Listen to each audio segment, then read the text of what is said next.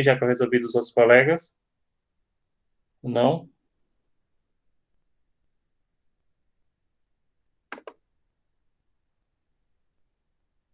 Não, tudo certo. Eu vou dar aula normal. Essa aula vai ficar, como sempre, disponibilizada a partir desse momento que a gente está gravando. Essa aula vai ficar disponibilizada. Inclusive, eu já vou passar algumas coisas para vocês e vocês depois podem informar os colegas que acessem o vídeo. E aí, pessoal, na segunda unidade, a gente vai voltar àquele esquema que antes tinha com o professor, de só ter encontro a cada 15 dias, então a gente só vai se reunir agora dia 30. Na segunda unidade, a gente vai ter 3 pontos. O ponto 5, que é conflitos de leis no espaço e aplicação do direito estrangeiro. Esse ponto 5, eu já fiz o exercício de fixação. Todo exercício de fixação, ele vai valer 1 ponto, viu?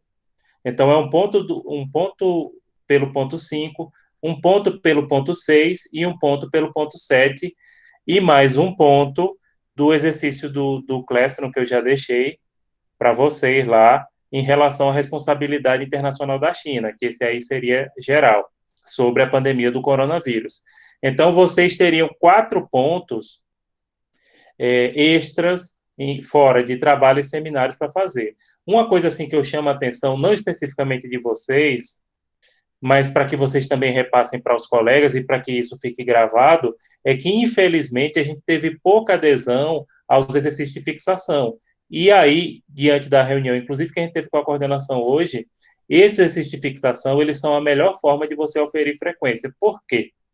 A gente está usando muita frequência do aluno colocar aqui presente no chat, né? Mas essa, gente, talvez não seja a melhor forma, porque nem todo mundo pode estar presente na mesma hora. Tem gente que trabalha, não sei o quê, a conexão.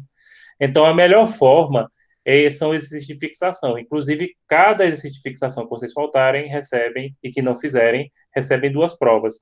Na segunda unidade, eu vou dar 15 dias para responder cada exercício de fixação. Então, esse de fixação desse ponto 5, que eu vou começar hoje, vamos gravar aqui com a presença de vocês e mais de alguns colegas que aparecerem. Vocês podem responder até o dia 1º, bem como o exercício do Google Classroom, que vale 1 ponto, em relação à responsabilidade internacional da China pela pandemia. Então, pessoal, eu chamo a atenção para que vocês façam todos os exercícios de fixação.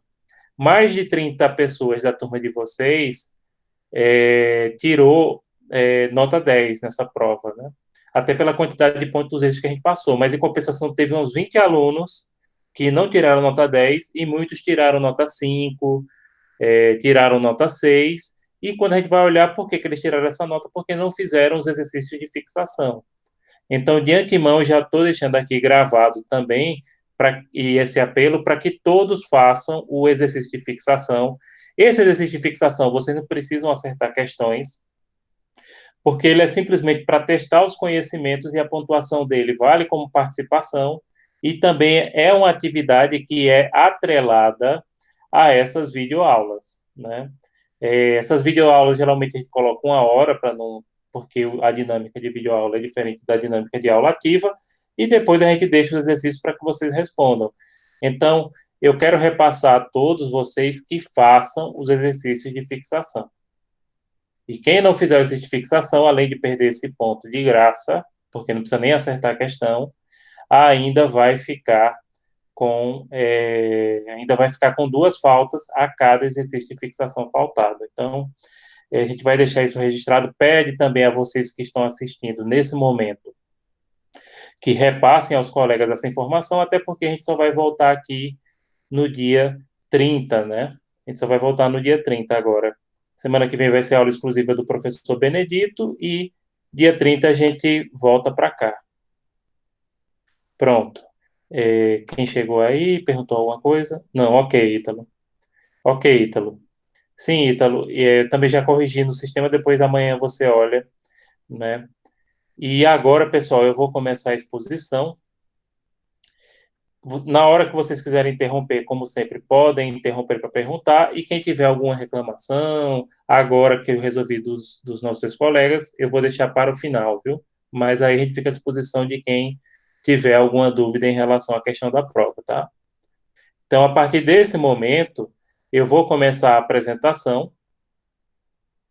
a apresentação da aula com os slides. Esses slides já estão disponíveis para vocês no exercício de fixação, né?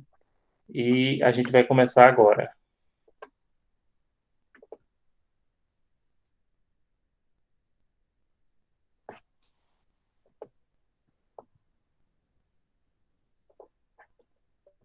Pronto. Pessoal, o ponto 5, como eu falei aqui, a gente vai ter o ponto 5, 6 e 7. O ponto 5 é conflitos de leis no espaço e aplicação do direito estrangeiro, que vocês podem vislumbrar nesse slide. O ponto 6, bens e obrigações no direito internacional privado. E o último ponto 7, direito de família e sucessões no direito internacional privado. Na biblioteca digital da sede, a gente tem bibliografia totalmente atualizada para a nossa disciplina, então a gente não tem muito o que se preocupar com isso. Então, tá tranquilo. E também, na segunda unidade, a gente vai usar bastante a LINDB. Inclusive, se vocês derem uma olhada no exercício de fixação que está disponível do ponto 5, vocês já vão encontrar muita coisa, já que eu menciono a LINDB, né, que é a Lei de Introdução às Normas do Direito Brasileiro. Então, gente, vamos começar. E aí, em vista da inexistência de um tribunal supranacional com essa competência, aliás, só existe um na União Europeia, não pode o juiz brasileiro, se julgando incompetente, remeter o feito a um juiz estrangeiro para julgá-lo, né? Contudo, pode julgar usando uma lei estrangeira indicada através do elemento de conexão que a gente estudou na primeira unidade. Então, isso decorre do próprio princípio da inafastabilidade do Poder Judiciário. O juiz brasileiro deve julgar esse caso envolvendo a lei estrangeira, já que ele não pode fazer essa remessa, né? E aí ele vai julgar a lei estrangeira conforme o elemento de conexão. A gente viu que tem vários elementos: pessoal, como, por exemplo, domicílio e nacionalidade, o elemento real, que tem a ver com propriedade. Inclusive, teve gente que errou na prova colocando que domicílio era elemento real. Não é. Domicílio é elemento de conexão pessoal. Por quê? Porque o domicílio, como todos vocês sabem, ele não implica necessariamente em propriedade, né? E o melhor exemplo disso, por exemplo, eu estou aqui, eu moro numa casa alugada. Essa casa não é minha, mas é meu domicílio, né? Porque eu aqui resido com a minha família. Mas voltando aqui. A lei estrangeira, gente, é recepcionada como lei, não como fato, né? O que elimina a questão do ônus da prova e a antipatia de uma pretensa superioridade da lei do foro.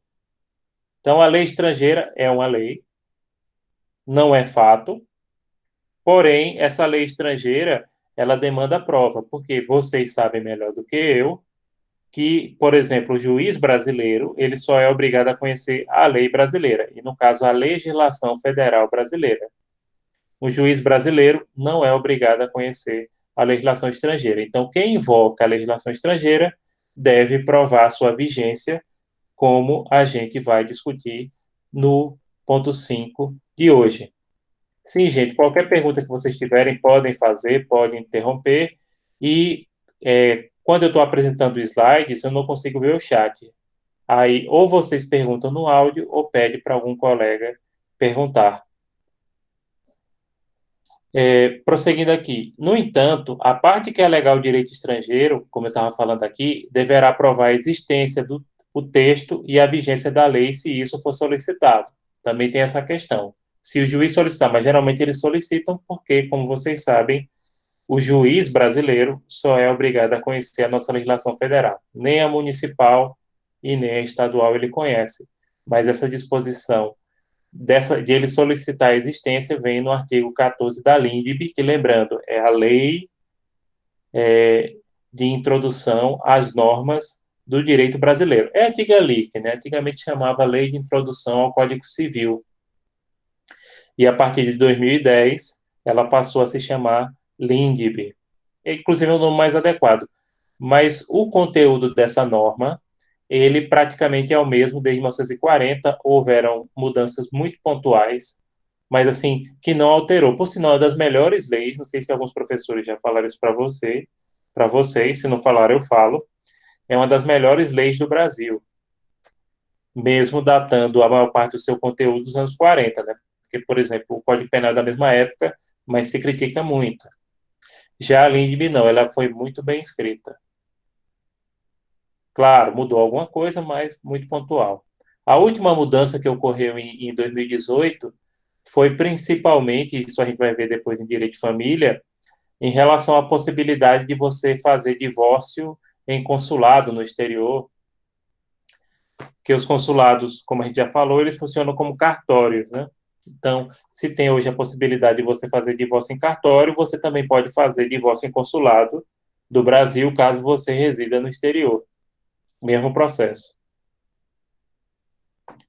Meios de prova de lei estrangeira. Como é que a gente pode fazer prova de uma lei estrangeira? Pessoal, que aí poderia, vocês sabem, né? Judicial, extrajudicial, documental, pericial, testemunhal, publicação oficial, certidões, pareceres de juristas, advogados, livros, códigos, etc. Não existe um número clausus de meios de prova da vigência da legislação estrangeira. Porém, quais são os mais comuns? Assim, na prática, por exemplo, professor, eu tenho um caso aqui de direito de família que envolve a Itália. Por exemplo, vamos pegar a Itália, né, que envolve a Itália. Como é que eu faço para provar na prática? Eu digo, bom, aí, primeiro, se eu fosse juiz federal, coisa que eu nunca vou ser, não tenho a menor vocação, viu? Mas se eu fosse juiz federal, eu nem exigiria a prova, porque a gente pode entrar no site do governo da Itália e baixar, e como eu falo a língua, então eu não preciso nem que me provem, né? Porque eu mesmo posso lá e conferir. Mas, por outro lado, o juiz que queira que prove a vigência, já é bom até levar, o que, é que você pode fazer? Pode ir no consulado da Itália em Recife e pedir uma certidão. Essa é uma forma. O outro ponto é pedir que dois advogados inscritos no equivalente à OAB italiana, que tem até o nome. Por sinal, teve os alunos da nossa instituição de mestrado que visitaram o órgão equivalente à OAB lá na Itália. Eles foram para um seminário, acho que foi em Florença. Dois alunos nossos, que são advogados do mestrado, né? Que vocês sabem que a gente tem um mestrado em parceria com a Unicap. Eles tiveram, postaram nas redes sociais, saiu no site da A6. Eles são membros também da OAB aqui de Caruaru, né? Acho que foi Ranieri e o Wallace. O Wallace, foi. Acho que foram os dois que foram. Enfim, no caso, a certidão, a declaração é emitida por dois advogados com inscrição naquele país, mas o mais comum é pegar a certidão no consulado. Mas se o juiz ele for mais disposto e moderno, não precisa nem disso. Basta que ele basta que ele entre na internet e pesquise, porque aí ele acessa.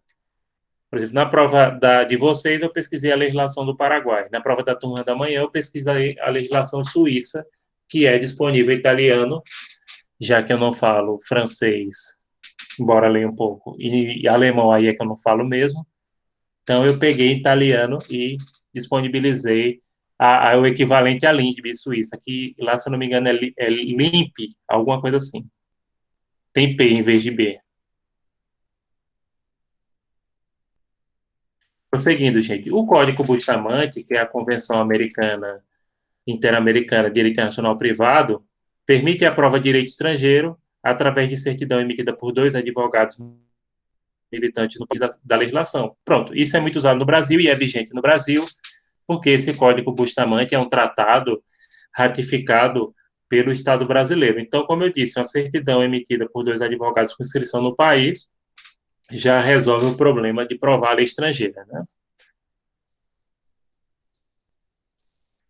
A norma estrangeira aplicada é a lei material substancial, sendo usado também os meios de prova determinados pela lei estrangeira e que não sejam expressamente proibidos pelo direito brasileiro. Pronto, você não pode usar uma prova que a lei estrangeira permita, mas que o direito brasileiro não permite. Por exemplo, uma gravação clandestina. Alguns ordenamentos jurídicos, como o dos Estados Unidos, em determinadas circunstâncias, como principalmente o pessoal que estuda direito penal sabe, permite que se usa. Mas, não, só pode usar como prova os meios de prova que são admitidos pelo direito brasileiro. E a lei sempre é material. ou seja, você não aplica a lei processual estrangeira. Então, você, por exemplo, você pode aplicar o Código Civil Suíço, mas você não pode aplicar o Código de Processo Civil Suíço.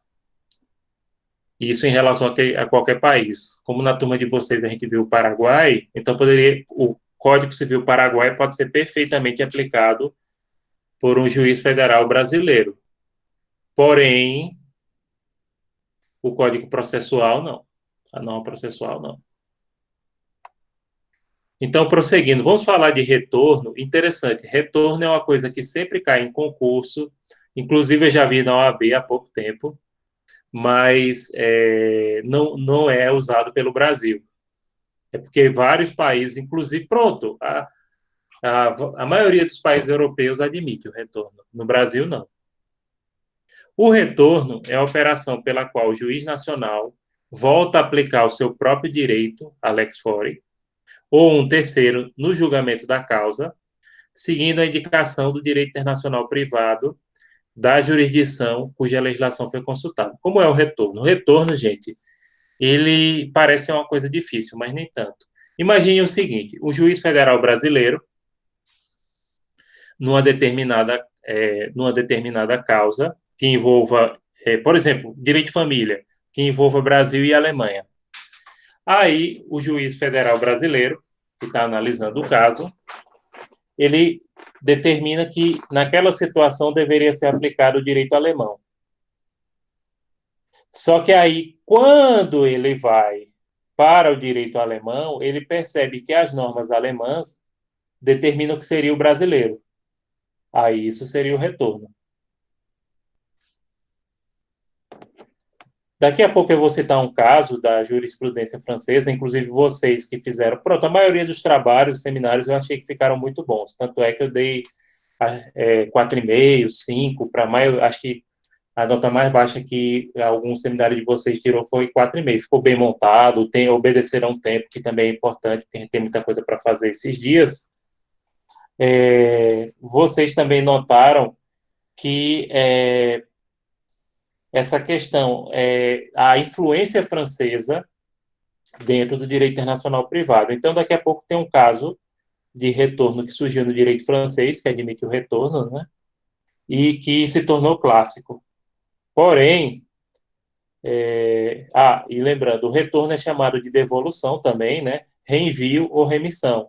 A doutrina francesa denomina de renvoi e a inglesa de remission. Ele tem origem na doutrina francesa e na jurisprudência francesa. Porém, pessoal, o direito brasileiro expressamente não admite o retorno nos termos do artigo 16 da LINDB. Embora autores importantes como Clóvis Bevilacqua, que vocês devem lembrar que fez o Código Civil de 1916, ele defendia, né, Eduardo Spínola, Lafayette Pereira e Haroldo Valadão. Outros autores são contrários, né, como Oscar Tenório e o Grupo Mineiro, formado por Amílcar de Castro, Osíris Rocha e Agenor Pereira de Andrade. Grupo Mineiro no sentido que são professores da área de Minas Gerais. Bem, mas acabou predominando na nossa legislação a proibição do retorno, né, do retorno. Então, no Brasil não se aplica. E como eu disse, há pouco tempo teve uma questão da OAB, eu não sei se vocês estão fazendo simulados aí, vocês devem ter visto um caso envolvendo, assim, não se admite, explicando o que era retorno, aí estava lá, LINDB não admite retorno. Bom, então seria isso. O caso de retorno clássico na doutrina internacional é o caso Forgo. O que seria o caso Forgo? Forgo seria François Xavier Forgo, era um cidadão nascido na Bavária, na Alemanha. Bavária hoje é um estado da Alemanha, mas durante muito tempo foi um país independente, né? Era um reino. Bavária, gente, é a mesma coisa que Baviera, depende da tradução. Que as pessoas lembram Bavária porque tinha uma cerveja muito ruim, acho que nem faz mais essa cerveja, que era Bavária. É até uma ofensa, porque é um dos países que, aliás, um país não, é uma das regiões que tem melhores cervejas do mundo. E é um estado alemão muito importante, né? A capital é Munique, fica no sul da Alemanha, e tem importantes indústrias como a BMW, a Bayer, Bayern inclusive é Bavária em alemão, né? E time de futebol, o Bayern de Munique significa Bavária, que é o nome do estado de Munique, né? Que é um time de futebol dos mais famosos do mundo, como vocês que acompanham o futebol sabem. Pronto, o Forgo era esse bávaro. Ele foi para a França ainda criança, ele faleceu na França sem deixar descendentes ou testamento, muito idoso, mas também com a grande fortuna. De acordo com a lei de origem, a lei da Bavária, os bens iriam para os parentes colaterais dele. Porém, na lei francesa, ficaria para o Estado. O que aconteceu? Forgo, ele sempre foi ilegal na França. Naquele tempo não tinha tanta essa preocupação com a imigração ilegal, né? E ele nunca formalizou o domicílio na França. Se alguns de vocês, eu sei que algumas pessoas da turma já fizeram intercâmbio na Europa tem essa questão de você registrar o domicílio, vários países. Você tem que registrar o seu domicílio na delegacia, mas aí ele nunca foi registrado oficialmente como domiciliado na França. E aí, como o Forgo nunca formalizou o seu domicílio na França, a sucessão ia correr de acordo com a lei da Bavária, que seria do domicílio oficial. Ocorre que no direito da Bavária não se diferencia domicílio de direito, que seria o registrado, como é o caso na França, acho que na Espanha também tem que ser registrado, e de residência habitual, né, de informal. Então, o que acontece? O caso acabou, a lei bávara permitia o domicílio informal e acabou sendo competente a lei francesa, e então os parentes dele, os parentes colaterais, não puderam receber a herança que foi totalmente para o Estado francês. Porque o Estado francês, inclusive foi lá que surgiu, eles permitem os colaterais até quarto grau que herdem.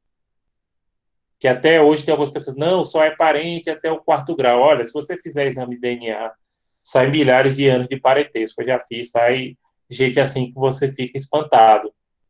De tão distante que é quando você vai procurar a origem, de coisa de 2, 3 mil anos de sair primo, não sei o quê. Porém, o Estado francês, para poder, inclusive, aumentar sua arrecadação, eles limitaram bastante essa questão do recebimento, né, de herança até o quarto grau, no caso da sucessão legítima.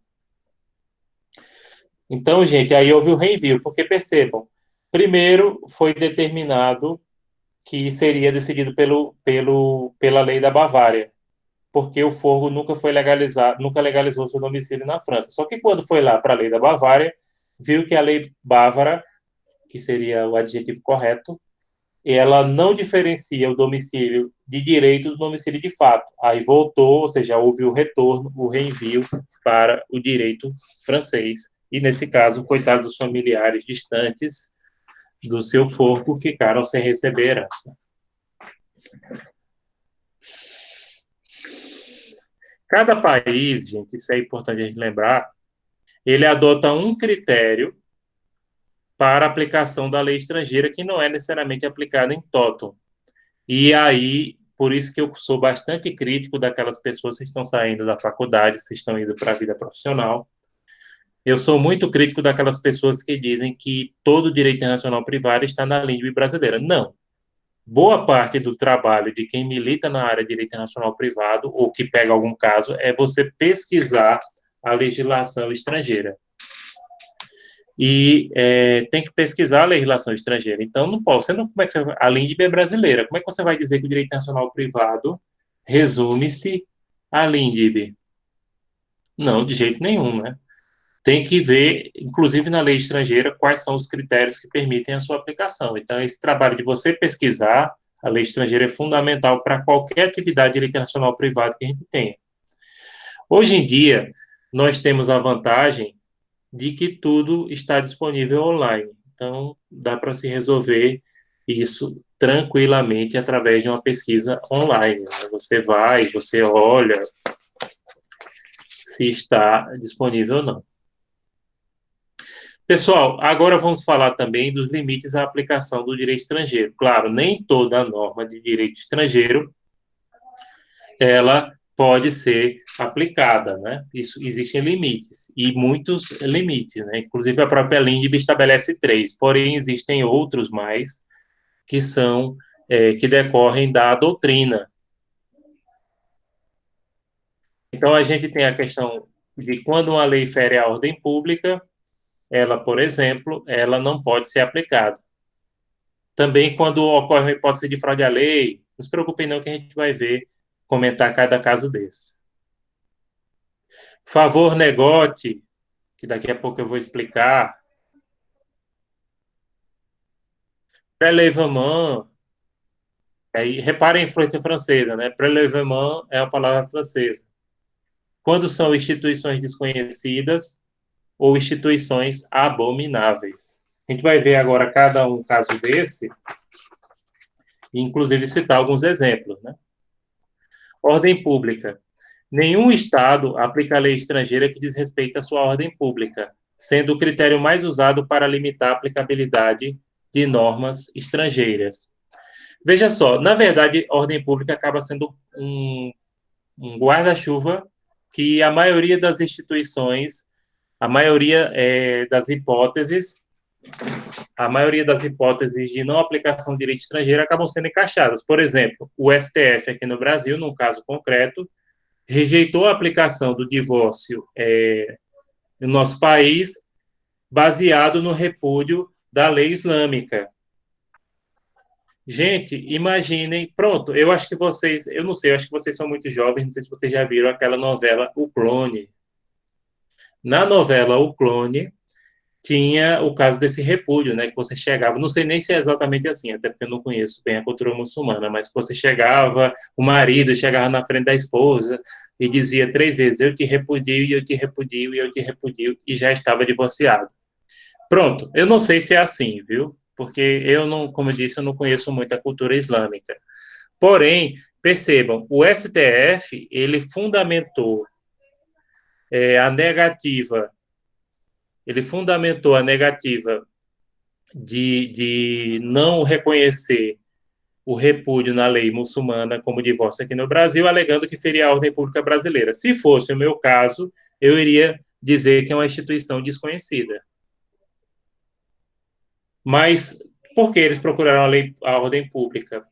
Justamente porque a questão de casamento é definida através do Código Civil e que são disposições que o Estado regula a vida privada e aí encaixar em ordem pública e também por conta do artigo, se eu não me engano, daqui a pouco a gente vê, 17 da LINDB, que fala em ordem pública. Ah, pronto, está aqui. É o artigo 17 mesmo da LINDB. O artigo 17 da LINDB preceitua que atos, normas e sentenças estrangeiras não terão efeitos no Brasil quando ferirem a ordem pública, olha lá aí, a soberania nacional e os bons costumes. Acho que eles não quiseram alegar nada sobre soberania nacional, também bons costumes, acho que vai até para não aparecer que é preconceituoso, e foram em cima da questão da ordem pública para rejeitar o reconhecimento do repúdio islâmico como divórcio no Brasil. Mas eu alegaria que é uma instituição desconhecida, se eu fosse juiz, né? Tô dizendo que eu quero não, viu, gente? Eu não tenho o menor perfil para juiz. Fraude à lei, que seria a prática de um ato legal na forma e na aparência, mas com a intenção de burlar a lei aplicável. Pronto! Fraude à lei é coisa que muita gente que compra imóvel em Miami faz. Sabe como é que eles fazem? Eu não sei se eu nem devia dizer para vocês, mas até porque isso aqui está disponível no YouTube. Bem, pessoal, em relação à fraude à lei, é muito comum que pessoas que tenham apartamentos, por exemplo, em Miami, eles fazem o seguinte: eles abrem uma empresa num paraíso no Caribe. Qualquer paraíso, é cheio de paraíso fiscal no Caribe. Essa empresa, ela compra o apartamento em Miami e fica no nome da empresa. Por quê? Porque a lei da Flórida, e repare, é o estado norte-americano da Flórida. Não é nenhum país comunista, esquerdista, etc. O imposto sobre patrimônio na herança é 40%, pessoal. Imagine a lapada. Aqui no Brasil, como vocês sabem, varia de, acho que de 2 a 8%, de 4 a 8%. Quem tiver mais atualizado do que eu, por favor, me informe. Mas lá é 40%. Então, se deixa e aí faz uma fraude à lei, né? Se deixa o patrimônio no nome de um offshore, isso é para fugir. Inclusive, as próprias, muitas imobiliárias de Miami, e muitas que têm brasileiros, ou são de brasileiros, ou tem brasileiros que são corretores, inclusive não precisa falar nem ou em inglês, né? Nem hi, nem hello, para comprar um apartamento em Miami, basta você ter o dinheiro, eles ajeitam tudinho, né? Eles têm gente que presta toda assistência, inclusive nessa malandragem que é uma fraude à lei.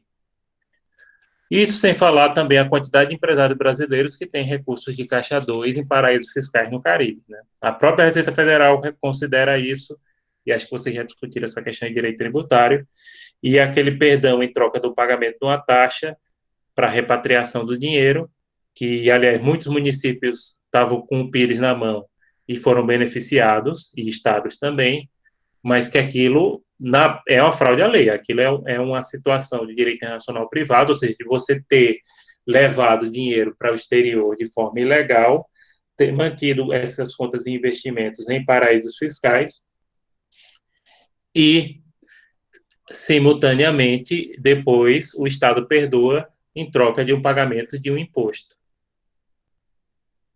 Então, pessoal, essas offshores aqui, se a gente fosse seguir a risco o direito brasileiro, seria considerado, não seria reconhecido, considerado fraude à lei.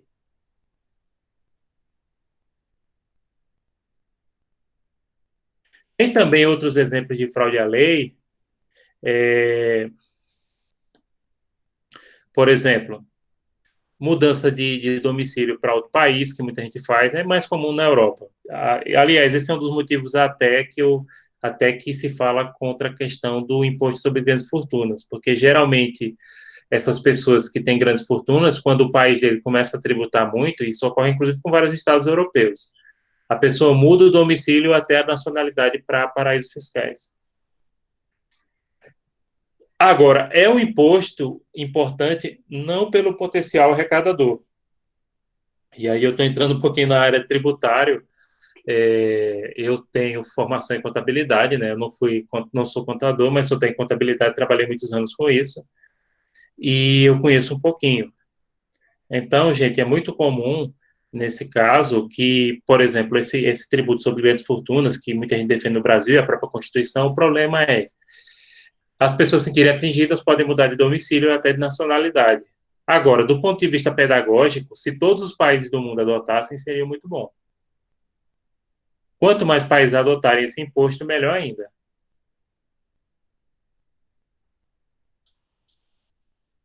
Favor negote, que vem do latim, né? Favor do negócio, a favor dos negócios, né? No plural. Plural em latim, como italiano, é nuir, no qual existe a prevalência do negócio em favor dos que estão de boa fé.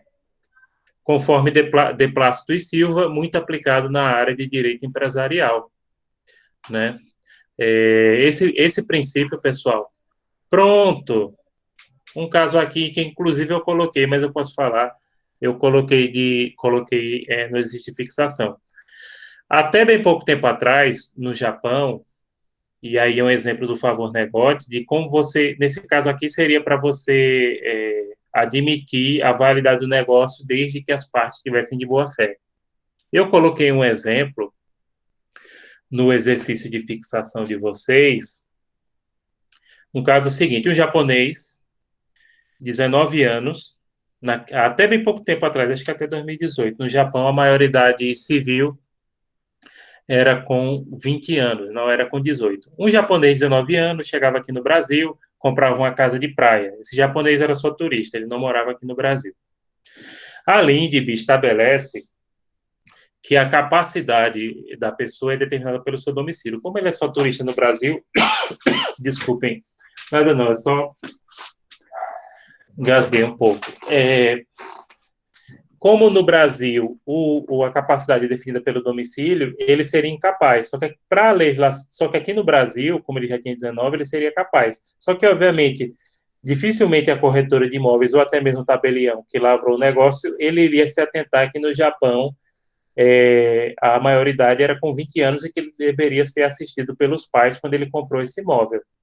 Então, nesse caso, demonstrada a boa-fé das partes, poderia utilizar o princípio favor-negócio para reconhecer aquele negócio jurídico de acordo com a boa-fé, que nem está lembrando de Plácido e Silva. Ela geralmente é usada no direito empresarial.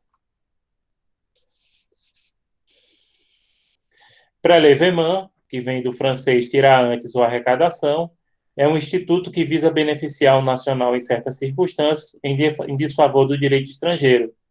Esse instituto também é conhecido como lei imperfeita por dar mais benefício ao nacional. Pronto, além de ter um caso que é bem lembrado, que é o artigo 10, parágrafo 1º, que estabelece um caso de prélèvement ao dizer o seguinte: no caso de sucessão de bens estrangeiros no país, será regulado pela lei brasileira em benefício do cônjuge dos filhos brasileiros quando a legislação do Brasil for mais favorável.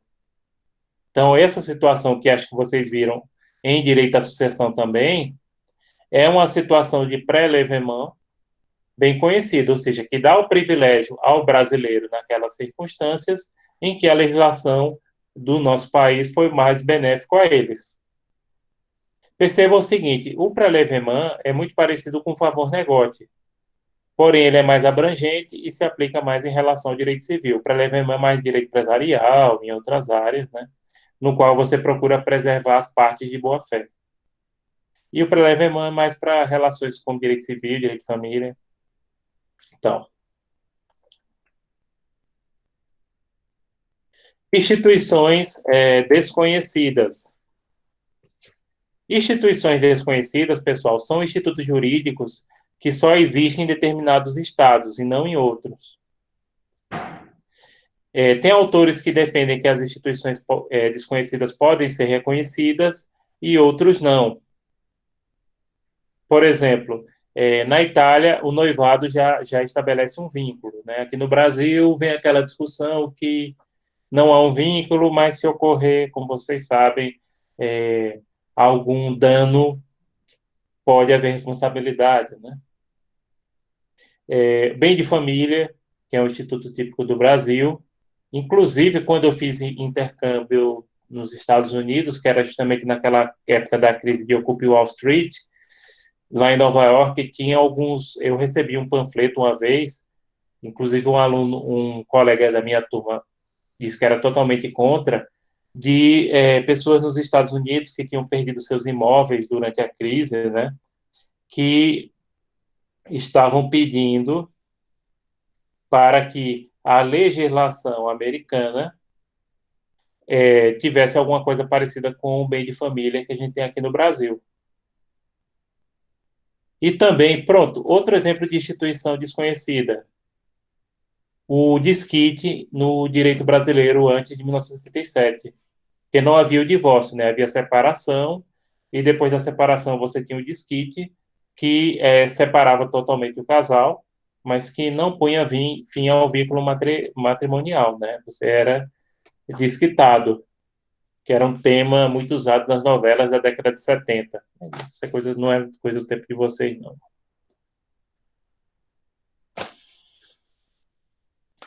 Jacob Dollinger, que é um dos autores que a gente usa também, né, ele sugere que a instituição desconhecida seja contornada por meio da adaptação a outra semelhante que existe no foro. Fato que também é defendido por doutrinadores brasileiros como Francisco Rezec, Dick Heinsteiner e o próprio Delomo, que a gente é o nosso autor principal hoje aqui na disciplina. Eu concordo. Eu acho que a instituição desconhecida, se você tiver alguma coisa parecida, você pode adaptar à realidade daquele país. Então, por exemplo, o desquite brasileiro no Uruguai, e muita gente ia casar no Uruguai naquele tempo, que não tinha divórcio. O Uruguai foi um dos primeiros países da América Latina a adotar o divórcio. E não sei se vocês sabem, o Uruguai sempre teve um histórico de ser um país progressista, né? O Uruguai reconhecia o nosso desquite como divórcio. Claro, reconhecia que era uma instituição desconhecida, mas acabava reconhecendo como divórcio e permitindo o casamento, né? E também na Europa. Na Europa também esse desquite era reconhecido, aliás, como divórcio não, era reconhecido como separação, que aí, né, sempre tinha a primeira etapa, que era a separação, para depois entrar com o divórcio final.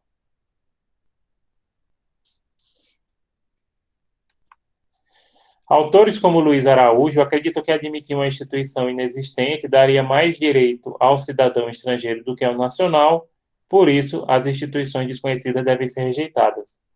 Aí vai pela posição de cada autor, né?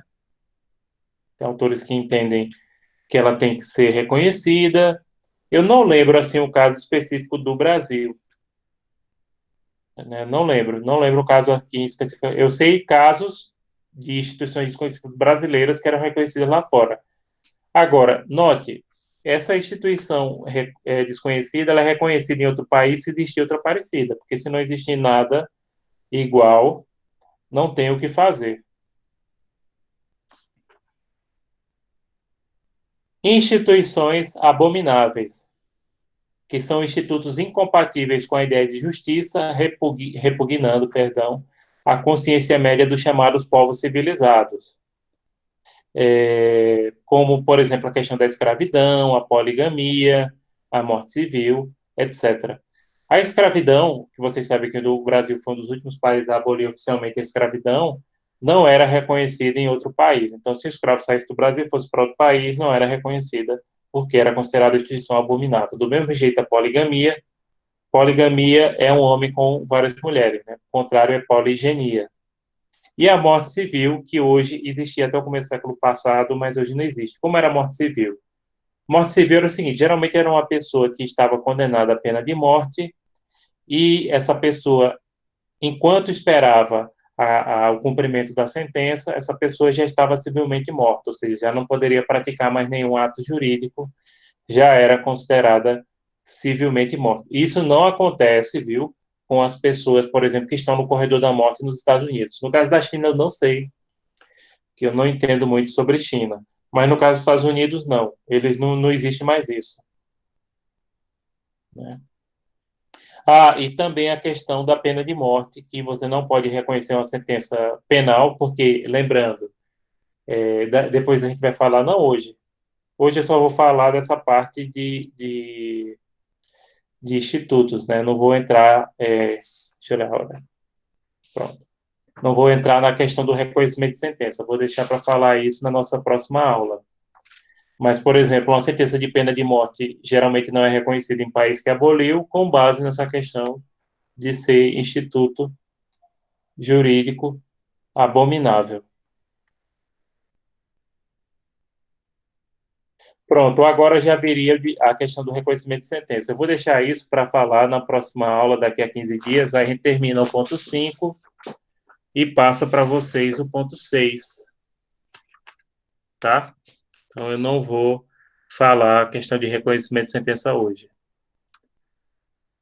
Até porque acho que já está bom.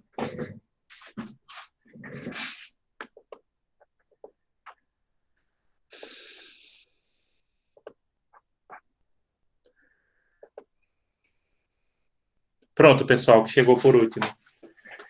Agora, eu vou fazer o seguinte: eu vou falar um pouco sobre a prova. Uma coisa também que eu quero chamar a atenção de vocês, como eu falei aqui no começo, em relação, não deixem de fazer o exercício de fixação, lembrando que cada exercício de fixação ele vale 1 ponto, são 3, e vocês têm que fazer esse exercício de fixação dentro do prazo que a gente estabelecer, tá? Vão ser aproximadamente 15 dias, inclusive o relativo a esse ponto, tá? Então, não deixem de fazer os exercícios que a gente passar para vocês. E agora eu vou falar. E quem não fizer o exercício, além de perder o ponto, ainda leva 2 faltinhas, tá? Então, avisem aí aos colegas para que não deixem jamais de fazer exercício de fixação. Tá? Façam. Teve gente que não passou, ficou, como eu disse, aproximadamente 35 pessoas da turma tiraram 10. Isso é bom.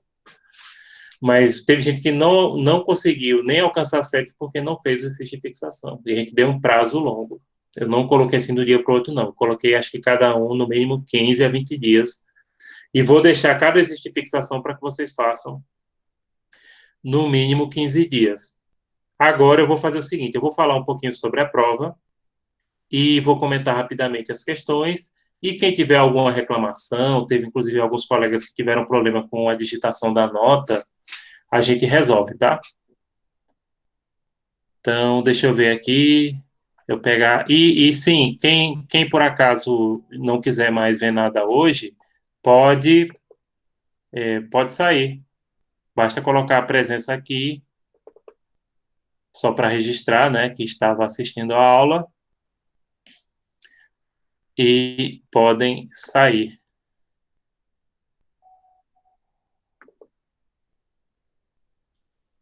Pronto. Mais tarde, inclusive, eu publico esse exercício. Esse exercício não, esse vídeo, perdão.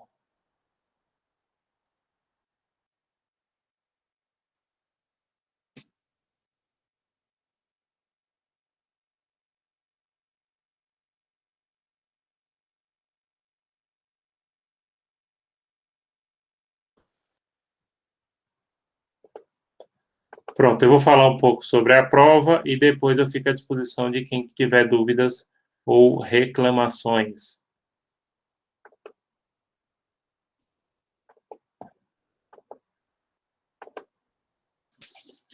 Bom, pessoal, no ponto 1, se vocês não estiverem vendo a prova, me chamem a atenção.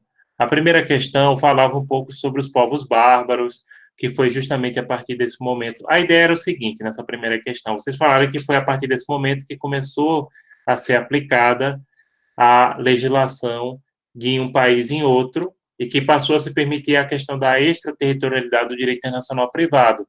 Porque aí, como havia diferença entre os povos bárbaros germânicos e os romanos, então foi se permitindo, a partir desse momento, que cada pessoa fosse julgada de acordo com a legislação do seu povo.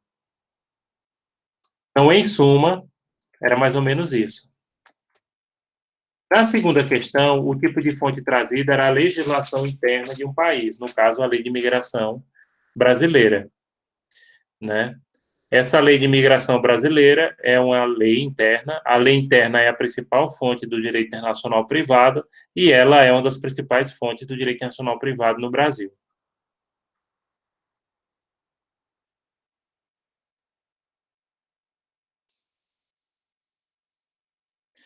A terceira questão sobre teorias de qualificação em relação ao artigo 16 do Código Civil Paraguaio indica claramente a lex, na medida que diz o seguinte: os bens, qualquer que seja a sua natureza, serão regidos pela lei do local em que estão situados, em termos de qualidade, posse e alienabilidade absoluta ou relativa e todas as relações, ou relativa a todas as relações de direitos reais suscetíveis. Nesse caso, claramente, a lex causae ou cause, porque coloca sempre a questão da lei do local em que estiverem situados e não daquele juiz que vai julgar, né? Aqui acho que não tinha nem dúvida. A última questão sobre o elemento de conexão, que inclusive eu fiquei admirado porque algumas pessoas erraram, que é o artigo 12, que diz o seguinte: a capacidade e incapacidade de fato, das pessoas domiciliadas fora da República serão julgadas pela lei de seu domicílio, ainda que se trate de atos praticados ou bens existentes na República.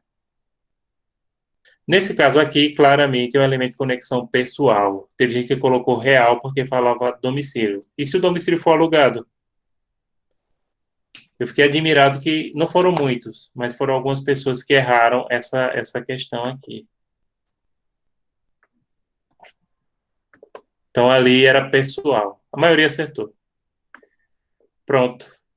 Gente, aí eu me coloco à disposição agora de quem quer tirar alguma dúvida, quer saber, por exemplo, se determinado ponto foi computado, se tiver uma reclamação, o momento é esse, porque a gente também só vai se encontrar daqui a 15 dias. Então, podem falar agora, se alguém tiver alguma coisa, certo? Beleza, Denis. Então, eu fico aí à disposição. Quem não tiver mais nada a dizer, pode ir saindo. Agradeço a vocês. Por favor, façam as atividades e peçam aos colegas para fazerem essas atividades também, tá? Não deixem de fazer. Eu estou dando uma pontuação muito grande aí para vocês. E essas atividades que a gente passa também fazem parte das atividades letivas enquanto essa situação perdure da gente ter aulas em sistema remoto, né? E como vocês devem imaginar, a gente tem um trabalhão danado preparando essas aulas. É.